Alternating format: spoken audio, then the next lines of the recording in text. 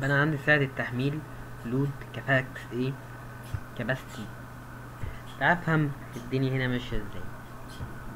تحقيق من اللوحة بالاسم، انت لازم تحقق من اللوحة من الاسم. اوكي، تشيك يعني تحقيق. اللوحة اسمها بليت او بليتا، لا تتجاوز الحد الاقصى. الحد الاقصى اسمه ماكسيموم. دونت اكسيتد لود كاباسيتي. تمام، سعة التحميل.